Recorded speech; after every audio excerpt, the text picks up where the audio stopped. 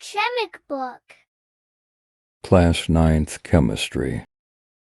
Chapter 1 Fundamentals of Chemistry. जी तो दोस्तों और प्यारे बच्चों, अस्सलाम वालेकुम। Chapter number 1 fundamentals of chemistry का आज लेक्चर नंबर 1 हम पढ़ने जा रहे हैं। ये बात याद रखो कि जिस तरतीब से किताब के अंदर टॉपिक्स को लिखा गया है, मैं आप लोगों को यहाँ उस तरतीब से नहीं पढ़ाऊँगा। मैं कुछ टॉपिक्स आप लोगों को आगे से लेकर चलूँगा, कुछ पीछे से लेकर चलूँगा, ताकि केमिस्ट्री को समझना आप लोगों के लिए आसान हो जाए। ठीक है, तो आपने इस चीज़ से बिल्कुल नहीं घबराना कि सर आप कुछ टॉपिक पहले क्यों करवा रहे हैं, कुछ बाद में क्यों करवा रहे हैं। बस जिस तरह करवा रहा हूँ आप उनको समझते चले जाएं, ये आपकी आसानी के लिए ही होगा। तो लेक्चर नंबर 1 आज हम स्टार्ट कर रहे हैं और आज हमने पढ़ना है कि जी मैटर क्या होता है, मैटर की स्टेट्स क्या हैं, मैटर की टाइप्स क्या हैं, और फाइनली मैटर की प्रॉपर्टीज़ कौन कौन सी हैं, जिनमें फ़िज़िकल और केमिकल प्रॉपर्टीज़ शामिल हैं। तो ये हमारे टॉपिक की आज आउटलाइन है जो मैंने आपको बताया। सो आइए स्टार्ट करते हैं। सो मैटर किसे कहा जाता है? हम कहते हैं एनीथिंग, हर वो चीज़ दैट हैज़ मैस, जिसका वज़न होता है, that has mass and occupies space, occupies space. हर वो चीज़ जिसमें दो बातें पाई जाए, आप उसे मैटर का नाम देते हैं। हम कहते हैं एनीथिंग, हर वो चीज़ that has mass and occupies space is called as matter. हर वो चीज़ जो जगह घेरे और वज़न रखे हमारे लिए क्या है? मैटर। अब किताब ने ना बड़ी प्यारी एग्जांपल देकर बात ही ख़त्म कर दी है। हम वैसे तो कई चीज़ें मैटर के अंदर डिस्क्राइब कर सकते हैं, लेकिन किताब ने बात ही ख़त्म की। वो कहती है कि आवर बॉडीज़, हमारे जिस्म, एंड एवरीथिंग, और हर वो चीज़ अराउंड अस जो हमारे इर्द गिर्द मौजूद होती है, वो सब मैटर है। जैसे आप ये पेन ले लें, ये इतनी स्पेस को ऑक्यूपाई कर रहा है और आप देख लें कि इसका वज़न भी है। ये रजिस्टर है, ये इतनी स्पेस को ऑक्यूपाई कर रहा है, इसका वज़न भी है। ये मेरे पास हैंड्स भी हैं, ये इतनी स्पेस को ऑक्यूपाई कर रही हैं, इनका वज़न भी है। यानी कहने का मतलब है हर वो चीज़ जो जगह घेरती हो, वज़न रखती हो, हम उसे मैटर का नाम देते हैं। So anything that has mass and occupies space is called matter. अब याद रखो कि मैटर की फ़िज़िकल स्टेट्स क्या हैं, यानी मैटर कितनी हालतों में पाया जाता है। तो याद रखो मैटर जो है ना, हमारे पास 3 हालतों में पाया जाता है। ये मैटर की 3 फिज़िकल स्टेट्स हैं जो हम यहाँ पर डिस्कस करेंगे। नंबर 1 सॉलिड, लिक्विड और गैस। यानी सॉलिड की हालत में, लिक्विड की हालत में और गैस की हालत में मैटर पाया जाता है। अब सॉलिड की हालत में जो मैटर है उसकी एग्जांपल आप ले लो, जैसे कि वुड है, जैसे आइस है, जैसे आप कह लें एंड दैट इज़ आयरन है, ये तमाम, जैसे गोल्ड है, ये सॉलिड स्टेट मैटर के एग्जांपल्स में आएंगे। इस तरह अगर आप लिक्विड स्टेट मैटर की बात करो तो उसमें वेल नोन, कौन नहीं जानता, वाटर है, दैट इज़ मिल्क है, दैट इज़ ब्लड है, दैट इज़ आजकल बहुत महंगा हुआ पेट्रोल है। ये तमाम क्या है? ये लिक्विड स्टेट मैटर है। और अगर आप गैस की बात करो, जैसे एयर है, जैसे आपके मुंह से निकलने वाली कार्बन डाइऑक्साइड है। ज़रा जब आप सांस लेते हैं तो ऑक्सीजन इनटेक करते हैं और बाहर क्या निकालते हैं? Carbon dioxide. एयर इनटेक करते हैं ना, कार्बन डाइऑक्साइड बाहर निकालते हैं, तो ये भी गैस है। इसी तरह गाड़ियों में डलने वाली दैट इज़ CNG, ये भी एक गैस है। सो हम कहते हैं कि मैटर हमारे इर्द गिर्द 3 हालतों में पाया जाता है, सॉलिड की हालत में, लिक्विड की हालत में, गैस की हालत में। अच्छा, इनमें तो बच्चे इतना परेशान नहीं होते, लेकिन थोड़ा गैस में घबरा जाते हैं। वो कहते हैं सर गैस कैसे मैटर है? तो गैस को मैटर जस्टिफाई करने के लिए आप बैलून की एग्जांपल ले सकते हैं। देखो, जब आप बैलून उसको फुलाते हैं, उसको ब्लो करते हैं, तो आप देखते हैं कि बैलून फूल जाता है। बैलून का फूलना ये रिप्रेजेंट करता है कि यहाँ पर स्पेस ऑक्यूपाई हो रही है। अब मैस की बात कैसे की जा सके? देखो, अब आप जब किसी बैलून में गैस भरते हो ना, तो वो 2 तरह की हो सकती हैं। या तो भरने के बाद बैलून नीचे को गिरेगा, या गैस भरने के बाद बैलून ऊपर को उड़ेगा। अब ये जो ऊपर को उड़ रहा है वो क्यों, और जो नीचे को गिर रहा है वो क्यों? अगर जो भरने वाली गैस है वो हवा से हल्की है तो बैलून ऊपर को उड़ेगा, अगर वो हवा से भारी है तो वो नीचे को गिरेगा। अब ये ऊपर जाना नीचे जाना क्या रिप्रेजेंट कर रहा है? कि हल्का भारी, और हल्का भारी कौन सी टर्म होती हैं? मैस की टर्म होती हैं। मैस के अंदर ही आप किसी को भारी, और मैस के अंदर ही किसी को आप हल्का जो है वो कंसीडर करते हैं। तो इट मीन्स कि आप ये कहते हैं कि गैस जो है वो मैस भी रखती है अगरचे कम भी हो सकता है, अगरचे एयर से ज़्यादा भी हो सकता है, और वो स्पेस को भी ऑक्यूपाई करती है क्योंकि बैलून फूल जाता है। तो इट मीन्स कि आप ये कहते हैं कि गैस भी मैटर की एक स्टेट है, जिसकी आपके सामने चंद एक एग्जांपल्स लिखी हैं। तो आइएगा सब्सटेंस की तरफ, किसे कहा जाता है। देखो, मैटर की दो तरह की टाइप्स हैं। मैटर को दो तरह से हमने कैटेगराइज किया उनकी प्योरिटी के लिहाज से। अगर हम मैटर लेना प्योर फॉर्म के अंदर, the matter in its pure form, pure state is called as substance. अगर मैटर को प्योर फॉर्म में आप लेते हैं तो उसे आप सब्सटेंस का नाम देते हैं। So the matter in its pure form is called as substance. जैसे आप कह लो आपके पास वाटर है, ये प्योर फॉर्म ऑफ मैटर है, इसको आप सब्सटेंस कहोगे। जैसे सॉल्ट है, प्योर फॉर्म ऑफ मैटर, इसे आप सब्सटेंस कहोगे। इसी तरह दैट इज़ शुगर है, प्योर फॉर्म ऑफ मैटर है, आप इसे सब्सटेंस कहोगे। So the pure form of matter या the matter in its pure form is called as substance. जी, तो सब्सटेंस के हवाले से पहली बात याद रखो कि सब्सटेंसेस की कंपोजिशन फिक्स्ड होती हैं। कंपोजिशन फिक्स्ड होने का क्या मतलब है? देखो, कंपोजिशन कंपोज होने से है, और कंपोज का मतलब है बनना, मुश्तमिल होना, तैयार होना। बात समझ में आई? यानी आप कहते हो कि जब सब्सटेंसेस बनते हैं तो उनकी जो कंपोजिशन है, उनका जो बनना है, वो फिक्स्ड होता है। क्या मतलब फिक्स्ड होता है? कंपोजिशन फिक्स्ड होती है। आओ ज़रा इसको समझते हैं। से आपके पास वाटर है, आप शुरू से बचपन से वाटर का फार्मूला पढ़ते आ रहे हो, दैट इज़ H2O। अगर मैं आपसे पूछूं कि वाटर किस पर मुश्तमिल है, तो आप कहोगे कि वाटर कंपोज्ड ऑफ, वाटर बना हुआ है, वाटर की मैन्युफैक्चरिंग, कंपोजिशन हुई है किन चीज़ों के साथ? आप कहोगे दो हाइड्रोजन्स के साथ, दो हाइड्रोजन, ये देख लो, एंड वन ऑक्सीजन। दो हाइड्रोजन और एक ऑक्सीजन जब मिलते हैं तो पानी बनता है। ये वाटर की कंपोजिशन है। ये देख लो, दो हाइड्रोजन और एक ऑक्सीजन मिले तो ही पानी का फार्मूला पूरा हो पाता है, दैट इज़ H2O। बात क्लियर हुई? इट मीन्स के अब जब भी पानी की कंपोजिशन होगी ना, तो दो हाइड्रोजन और एक ऑक्सीजन से ही होगी। ऐसा नहीं है कि पाकिस्तान में पानी बनाओ तो दो हाइड्रोजन और एक ऑक्सीजन के मिलने से बने, इंडिया में बनाओ तो 3 हाइड्रोजन और 1 ऑक्सीजन से मिले, अमेरिका में बनाओ तो 4 हाइड्रोजन और 2 ऑक्सीजन से बने। ऐसा नहीं होगा, बल्कि पानी जब भी तैयार होगा तो उसकी जो कंपोजिशन है वो यही रहेगी कि वो 2 हाइड्रोजन और एक ऑक्सीजन पर मुश्तमिल होता है। वो 2 हाइड्रोजन और एक ऑक्सीजन के मिलने से बनता है। तो इट मीन्स कि वाटर की जो कंपोजिशन है, वाटर का जो बनना है, वो फिक्स्ड है, वो एक ही तरीके का है। वो 2 हाइड्रोजन और एक ऑक्सीजन के मिलने से ये बनेगा। ऐसा नहीं होगा कि जगहों के बदलने से आप कहो कि पानी की जो कंपोजिशन है वो भी बदलती जाएगी, ऐसा नहीं है। और याद रखो कि जो सब्सटेंसेस की प्रॉपर्टीज़ हैं वो भी सब स्पेसिफिक होती हैं, यानी ख़ास होती हैं। पानी की प्रॉपर्टी है कि अगर पानी बॉयल करेगा तो याद रखो, आप जानते हैं कि 100 डिग्री सेल्सियस पर करेगा, और वाटर अगर फ्रीज़ करेगा तो 0 डिग्री सेल्सियस पर करेगा। क्लियर? इट मीन्स के सब्सटेंसेस के हवाले से हमें 2 मेन बातें याद रखनी है कि सब्सटेंसेस की कंपोजिशन फिक्स्ड होती हैं, वो एक ही तरीके से बनते हैं, 2 हाइड्रोजन एक ऑक्सीजन मिलने से ही पानी बनेगा, और इसके अलावा कोई तरीका नहीं। इसके अलावा पानी की जो प्रॉपर्टीज़ हैं वो स्पेसिफिक होती हैं। सब्सटेंसेस की प्रॉपर्टी, पानी नहीं, सिर्फ कोई भी सब्सटेंस हो, उसकी प्रॉपर्टीज़ स्पेसिफिक होती हैं। जैसे वाटर को अगर बॉयल करो तो ये उसी की प्रॉपर्टी है कि वो 100 पर उबलेगा। वाटर को अगर फ्रीज़ करो तो ये उसी की प्रॉपर्टी है कि वो 0 पर फ्रीज़ करेगा। तो ये 2 बातें आपने सब्सटेंसेस के हवाले से जहन में रखनी है। किताब में सिर्फ ये लाइनें लिखी हैं, ये जो एग्जांपल्स हैं ये जस्ट आप लोगों को समझाने के लिए बता रहा हूँ ताकि ये पॉइंट्स क्लियर हो सकें। तो आइएगा दैट इज़ मिक्सचर्स की तरफ, किन्हें कहा जाता है। देखिए, आपने पढ़ा कि मैटर की प्योर फॉर्म सब्सटेंस कहलाती है, तो मैटर की इम्प्योर फॉर्म को आप क्या कहोगे? मिक्सचर का नाम दोगे। सो आप कहोगे the impure form of matter is called as mixture. तो मैटर की इम्प्योर फॉर्म मिक्सचर कहलाती है।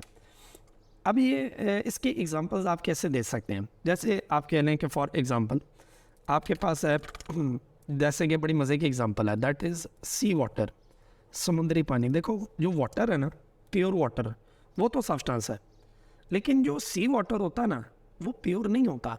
आप उसे पीने के मकसद के लिए इस्तेमाल नहीं कर सकते, क्योंकि जो समंदरी पानी होता है ना, उसमें कई किस्म की सॉल्ट्स, नमकियात डिज़ोल्व होती हैं।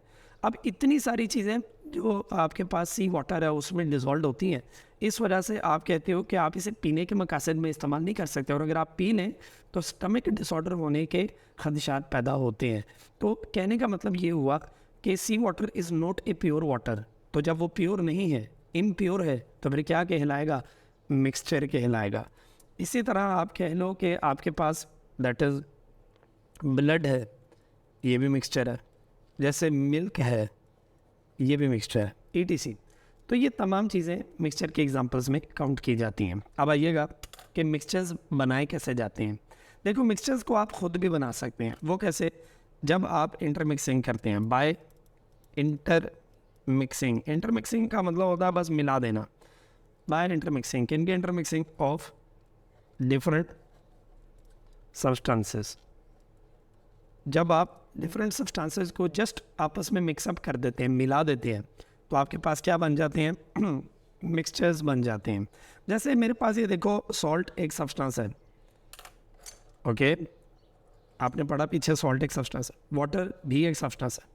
देखो, शुगर भी एक सब्सटेंस, वाटर भी एक सब्सटेंस है। अब दोनों डिफरेंट सब्सटेंसेस है ना, मैं मिलाऊंगा तो ये क्या वाटर प्योर रहेगा? वाटर के अंदर अगर आपने सॉल्ट डाल दिया तो वाटर इम्प्योर हो गया, और वाटर में अगर आपने शुगर ऐड कर दी तो वाटर इम्प्योर हो गया। और अगर इम्प्योर फॉर्म में लिया तो फिर वो मिक्सचर कहलाएगा। तो इट मीन्स कि ये जो सॉल्ट और वाटर मिलाने पर मिक्सचर बनता है उसे नाम दिया जाता है सॉल्ट सॉल्यूशन।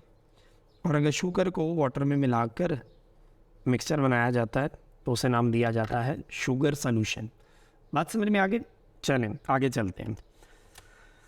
अब मिक्सचर की जो कंपोजिशन है, ये बात याद रखें,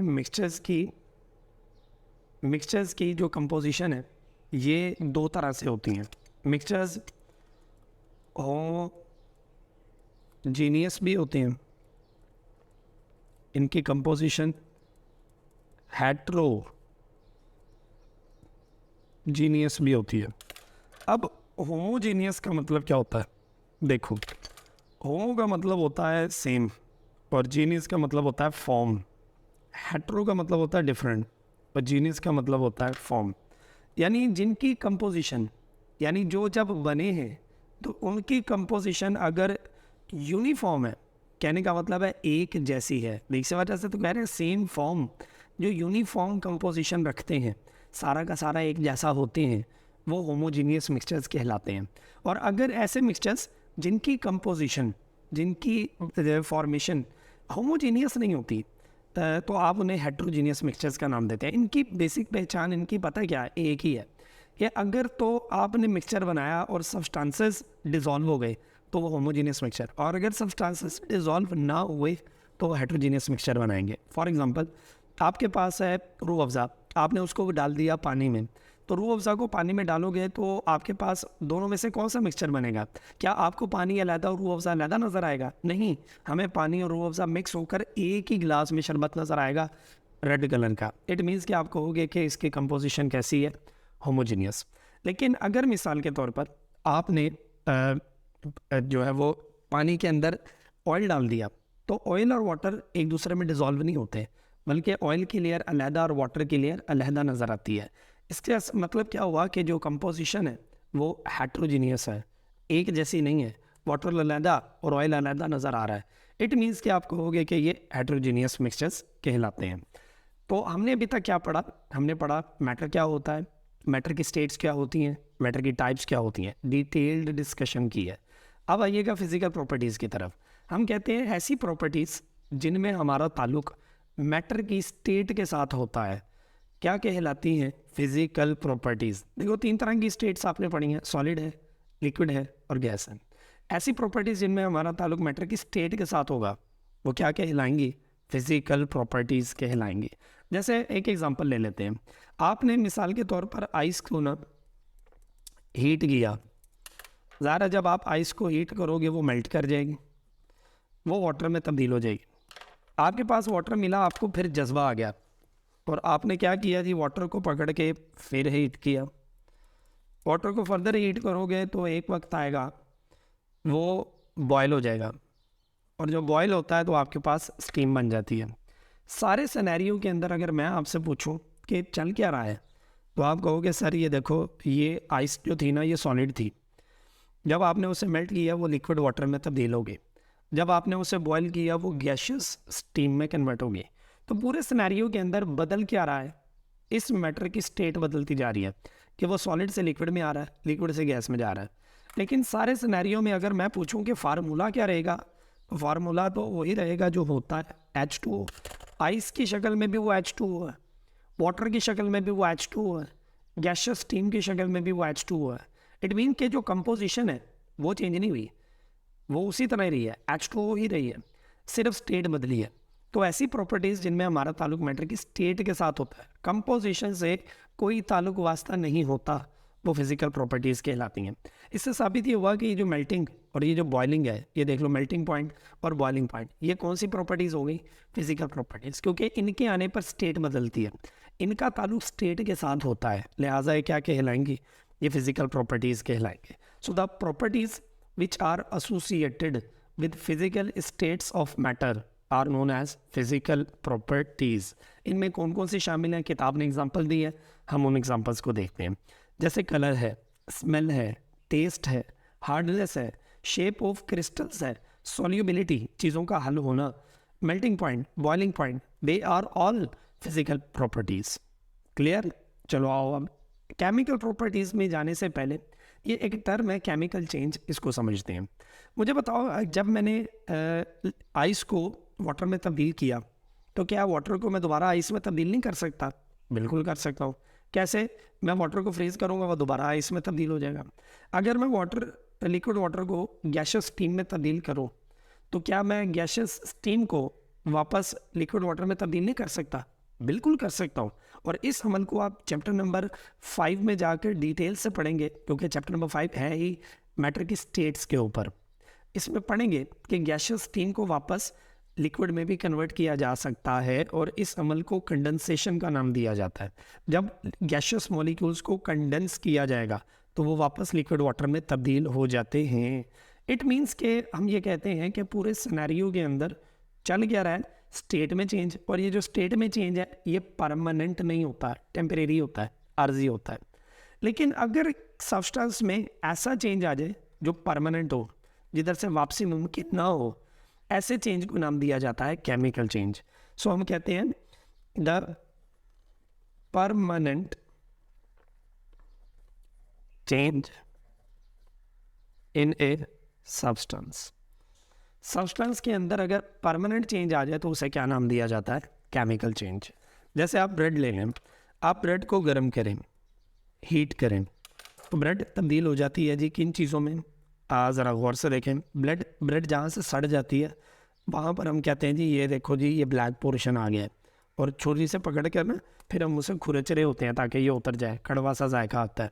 सो ब्लैक पोर्शन सड़े हुए स्लाइस के ऊपर आ जाता है। जब वो सड़ रहा होता है ना तो कुछ वेपर्स भी उड़ रहे होते हैं, ठीक है, और साथ एक करारा सा स्लाइस मिल जाता है जिसे आप टोस्ट का नाम देते हैं। क्लियर। अब अगर आप गौर करें तो ब्रेड को आपने हीट किया, जैसे यहाँ पर आइस को हीट किया, वो मेल्ट हो गया, उसमें भी चेंज आया, लेकिन वो स्टेट चेंज था, स्टेट बदली है, हालत बदली है, और वो हालत दोबारा वापस सॉलिड में जा सकती है। लेकिन ये जो ब्रेड में अब चेंज आया, ये सड़ गया, ब्लैक पोर्शन आ गया, इसमें धुआं सा निकला है, वेपर्स उड़े हैं, और साथ में आपको टोस्ट मिला है। अब ये जो आपके नॉलेज के लिए बता रहा हूँ, ये जो ब्लैक पोर्शन होता है ना, ये एक्चुअली में पता है क्या होती है? ये कार्बन होती है। इसी तरह ये जो वेपर्स है ना, इनमें दो चीज़ें होती हैं।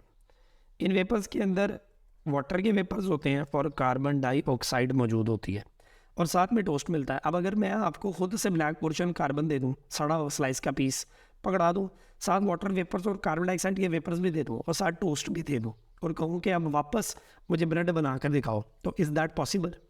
इज़ दैट मुमकिन? इट इज़ नॉट मुमकिन। ये आप पॉसिबल ही नहीं है कि आप वापस इन चीज़ों को मिलाकर ब्रेड बनाएं। इट मीन्स ब्रेड में ये जो चेंज आया, इस चेंज को नाम दिया जाता है केमिकल चेंज। और अगर किसी सब्सटेंस में केमिकल चेंज आए तो केमिकल चेंज आने के बाद क्या होता है, उसकी कंपोजिशन चेंज हो जाती है और आपको मुख्तलिफ चीज़ें हासिल हो जाती हैं। इसको हम अगले पेज पर डिस्कस भी करते हैं, कुछ और एग्जांपल लेते हैं। और एग्जांपल आपके जहन में क्या आ सकती हैं? जैसे ब्रेड को हीट किया तो ये जिन चीज़ों में अब तब्दील हुआ है ये परमानेंटली हो गया, यहाँ से वापसी मुमकिन नहीं है, ब्रेड हासिल नहीं की जा सकती। इसी तरह एक एग्जांपल आप ले सकते हैं, that is boiling of an egg. देखो पानी को अगर आप बॉयल करते हैं ना तो ये स्टेट चेंज होती है, वापसी मुमकिन है। अंडे को अगर आप बॉयल कर देते हैं ना तो वो जो उसमें लिक्विड मटेरियल होता है उसे एल्ब्यूमिन कहते हैं, और यॉक, वो जो जर्दी होती है वो यॉक है, और जो सफ़ेदी होती है वो एल्ब्यूमिन है। तो कहने का मतलब ये हुआ कि वो जो लिक्विड पोर्शन है अंडे का, उबलने के बाद वो सॉलिडिफाइड हो जाता है। तो कहने का मतलब है कि अब यहाँ से वापसी मुमकिन है, क्या अंडा दोबारा वापस लिक्विड स्टेट में कन्वर्ट किया जा सकता है? आप कहेंगे नहीं सर, ये तो मुमकिन ही नहीं है। इट मीन्स कि आप ये कहते हैं कि बॉइलिंग ऑफ एन एग ये भी एक केमिकल चेंज है। क्लियर? क्योंकि परमानेंट है। इसी तरह burning of A petrol, petrol का जलना। पेट्रोल जब एक दफ़ा जल जाता है तो क्या उसके धुएं को पकड़कर वापस पेट्रोल बना सकते हो आप? नहीं। इट मीन्स ये तमाम चीज़ें जो चेंज आ रही हैं सब्सटेंसेस में, ये चेंज परमानेंट चेंज है, और परमानेंट चेंज क्या कहलाता है? That is chemical change. Clear? Is that clear? तो हमने देखा कि केमिकल चेंज जब किसी सब्सटेंस में पैदा होता है तो केमिकल चेंज आने के बाद उनकी कंपोजिशन क्या हो जाती है जी? कंपोजिशन चेंजेस, कंपोजिशन बदल जाती है और फॉर्म और बन जाती है क्या? New different substances. आपको नई चीज़ें हासिल हो जाती हैं। क्लियर? ये तमाम बातें पढ़ लेने के बाद अब आओ केमिकल प्रॉपर्टीज़। देखो ऐसी प्रॉपर्टीज़ जिनमें हमारा ताल्लुक था फिज़िकल स्टेट के साथ, कंपोजिशन से नहीं था, वो फिज़िकल प्रॉपर्टीज़ थी। लेकिन ऐसी प्रॉपर्टीज़ जिनमें हमारा ताल्लुक अब मैटर की कंपोजिशन से हो जाएगा, वो क्या कहलाएंगी? Chemical properties. So the properties which depend upon किन पर? Chemical composition of a substance is known as या are known as chemical properties. So the properties which depend upon chemical composition of a substance are called as chemical properties, जिनमें हमारा ताल्लुक matter की composition से है। देखो आपने water को मिसाल के तौर पर डिकम्पोज करना है। डिकम्पोज का मतलब, कंपोज का मतलब होता है बनाना, तो डिकम्पोज का क्या मतलब बना? दैट इज़ तोड़ना, यानी ब्रेकिंग। पानी को तोड़ना चाह रही थी तो ये ना मत समझिएगा थोड़ियाँ लेकर आओ जी, पानी को थोड़ियाँ मारने, पानी को तोड़ना, ऐसा कोई चक्कर नहीं है। कहने का मतलब क्या हुआ, अगर आपने वाटर की डिकम्पोजिशन करनी है तो ये बड़ी स्पेशल कंडीशंस में होता है। चैप्टर नंबर 7 के अंदर ये पूरा टॉपिक है, that is electrolysis of water.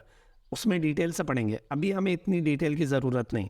लेकिन ये बात याद रखो कि पानी के अंदर से अगर under special conditions current pass किया जाए तो पानी तब्दील हो जाता है वापस हाइड्रोजन में और वापस ऑक्सीजन में, क्योंकि इन्हीं से मिलकर वाटर बना था, उन्हीं में स्प्लिट अप हो गया।